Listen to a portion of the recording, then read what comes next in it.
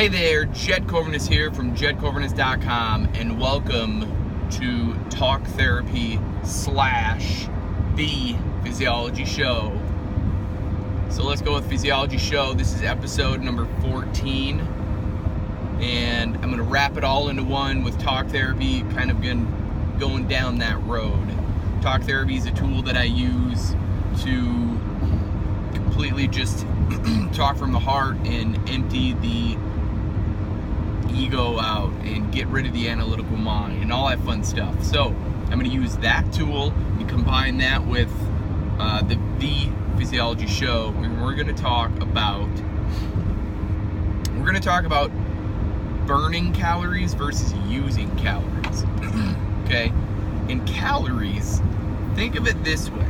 Okay, this is not premeditated. This is just something that it hit me just before, like this morning. I'm like, oh yeah, okay. I burned, I used 800 calories in about 45 minutes last week, and I made a post about it, and I'm kind of catching some flack. Not really, but just basically getting down to, oh my gosh, I have to work out so many hours to burn that many calories, and it's like, wait a minute. Let's stop there and change the way the patterns work, okay? If you burn yourself, do you think that's a pleasant experience? No. No, it's not. If you use something and you have fun with it, do you think that's a pleasant experience? Yes.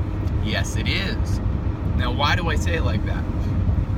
Because within that post, I said I used 800 calories. So, as much as I want to sit here and say, yes, keep exercising, keep moving, and you're going to lose weight or lose body fat or lose whatever you're trying to lose, it's not going to work. If you're only working on your movement pattern and not working on what you're eating, what you're drinking, what goes in the pie hole, then you're breaking even at best. At best. So I gotta burn this many. Ouch, right? Like, why do you gotta burn anything? The whole burning calories. No. Now, whatever you got to do to get it done, there's people out there who love to say, man, I burned this many calories. Awesome. But what I'm finding out is the psychological piece behind burning is not a pleasant experience. So if you say used, right? Because that takes a whole nother conceptual understanding. If you eat 2,500 calories in a day and only use, and I'm not talking about basal metabolic rate calories, like the energy that it takes to have you breathe and your heart pumping and you move generally, like me using my hands to do this video. This takes energy, but I'm not talking about that. I'm talking about just intentional movement and intentional awareness of what you eat. So if you eat 2,500 calories and you use maybe 500 because you don't move very much during the day and you eat more, right? So what's left? You're left with 2,000 calories of potential energy, right? Now, my guess is if you're not moving very much and you're not aware of what you're eating, you're probably not eating fruits and vegetables and proteins that are pretty high in fiber that don't just store onto your body. You're probably eating high sugars, high carbs, not a lot of protein, probably eating that cereal for breakfast, big milks, not a lot of water, right? Like, I'm just speaking truth here, speaking from what I've experienced. You're not eating your oatmeal. You're You're not eating your vegetables. And then all of that high carb, high sugar, the feel good taste, high taste food just gets stored because you're not using that energy. Unused energy is what usually gets turned into fat. Unused carbohydrates and sugar turns into fat. Unused protein turns into fat. Somebody says, I eat a high protein diet. Well, you gotta move to actually use that energy. I say that you're not going to, like, if you're going to choose a high protein diet, great, but don't go off the diet. Start thinking about how you eat and use those calories, use that energy, right? You can have all the vegetables you want, you can have all the fruit you want, you can have all the protein you want, you can have all the carbohydrates you want, you can have all the sugar you want. Whoa, right? Watch out. But here's the kicker. You have to equally use it.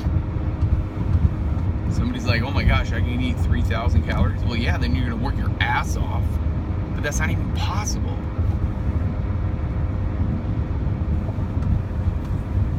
Up here is where it's at. Keep your emotions in check. When you want to take down an entire bowl of ice cream at 10 p.m., ask yourself this: am I tired?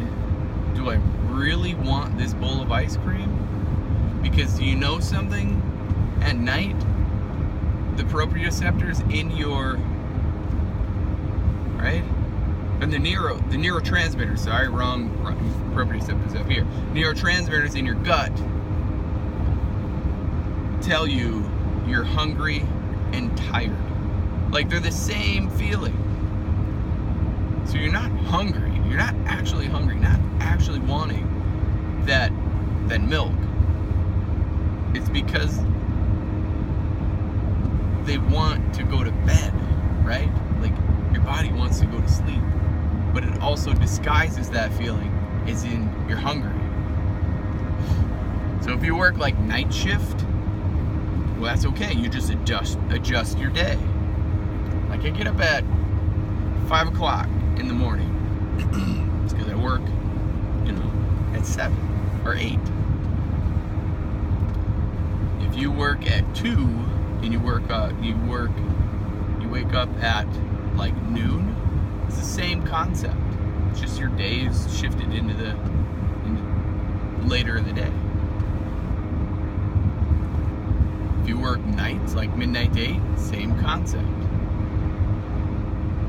But the whole point is your terminology around using versus burning. Like, that's what I want to keep coming back to.